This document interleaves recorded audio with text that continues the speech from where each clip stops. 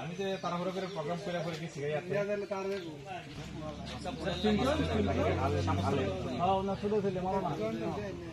আমি আমার চিনছেন কিনা আমি নারায়ণ দেব কিন্তু এরকম একজন লোক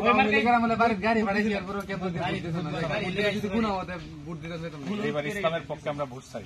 আমরা কোরআন হাদিস অনুযায়ী দেশ চালাবো, ঘুষ দুর্নীতি বন্ধ করবো। আপনি আমাদের জন্য ভোট দিবেন, দোয়া করবেন, চেষ্টাও করবেন। হ্যাঁ।